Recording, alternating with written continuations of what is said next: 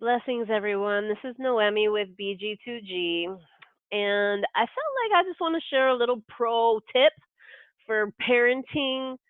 Um, uh, all kids are somewhat different. My firstborn, he was very energetic. I mean, some would say hyper even. Uh, but when it came to disciplining, I noticed something. Something that really helped me with an egg timer to reduce his anxiety. Okay, so I don't know how many of you know you've ever had a child and you're trying to put this child in timeout, and this child just does not shut up. It's just like, can I get out now? Can I get out now?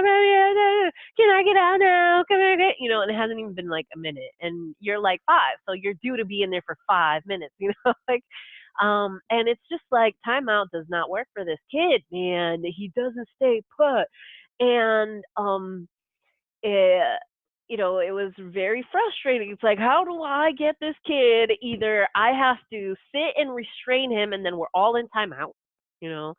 And it was, and I did that too. I'd have to sit there. He's like, Mommy, I like this. I want this. And he's fidgeting, and I'm like, well, no, then we're both here. We're both gonna be in timeout. And it's like, can we get out now? Why can't I get out now? Right. So, pro tip, this is what solved it all, okay? It was an egg timer.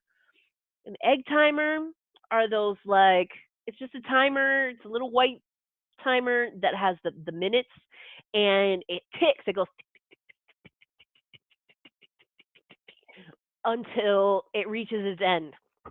So literally, I believe it was like a parenting class where it was suggested, and then I bought the timer and I got it, and I went and I spoke to my son before he was in trouble. I'm like, look, you see this egg timer? This egg timer. When I put you in timeout, okay?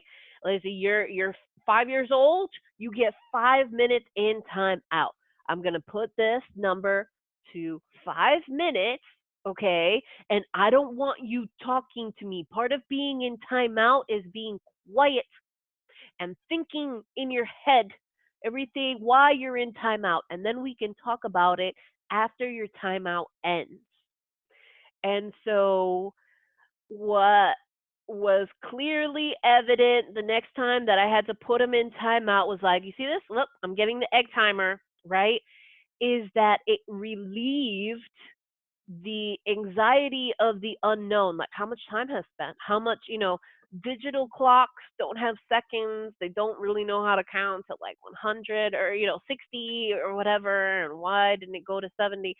It's like, it just, literally it was enough to grab his attention. So when I would put him in timeout, I would bring him with the egg timer, and I would tell him, if you talk before this egg timer goes off and goes ding, okay, I'm gonna start it all over again.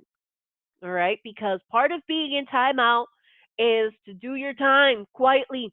I need a break from you. You're misbehaving. Okay? And when that thing goes ding, then you can come to me and we can talk. Okay? And that was something that also I did is I debriefed my kids every single time. Almost. Yeah. There came a time where my son was being manipulative and it was like, can we talk about it? It's like, we've already talked about it. Can we talk about it again? No, we're not talking about it again. So it happens. But for the little ones, the little hyperactive, 4-year-olds, 5-year-olds, 6-year-olds, the egg timer was like a miracle working thing. And basically what it just removed the anxiety. And if we're all honest, parents do forget that their kids are in timeout. We get caught up, we're doing this, and we get told in 10 minutes, and 10 minutes has passed. And, they're like, "Can I get out now?" And, 15 minutes have passed, and it's like, yeah, yeah, yeah, you can get out, and that's not good. So, that whole egg timer thing was like amazing. every home with little kids, like you need it. And you need to just train your kids that they can't speak while that is going. And there were times when I had to, in the beginning do, two times, but it was rare. Like it kids understand like natural consequences more than they understand the logical reasoning behind certain things. Um, so when you give them something tangible to look at, they see, okay, that thing is moving and it's gonna reach a peak. It just alleviates that anxiety of the unknown, the oh my goodness, time out, I'm gonna be here forever. No, it relieves it. They see it.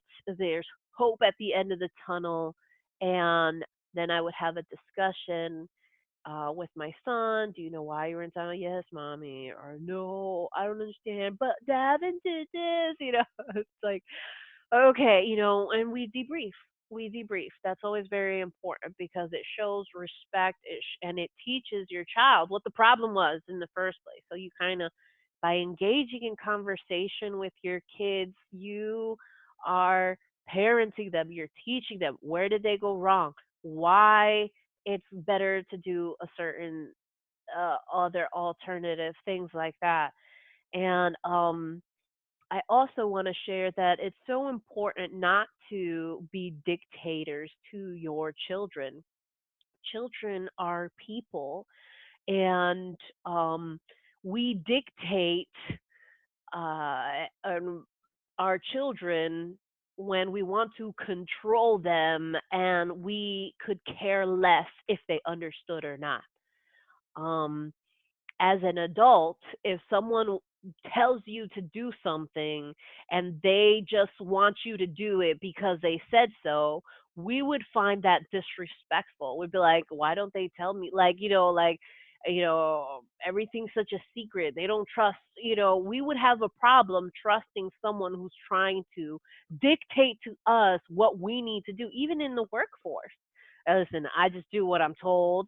Really? You're a robot? Like it doesn't make sense to you? You don't care to learn what you're supposed to do. And if you are inquisitive and you're trying to understand so you could do a better job and you have a boss that is just, listen, shut up and do your job and don't ask questions, right? You would have a problem like, whoa, okay, that guy has a power trip. Well, it's the same way with our children.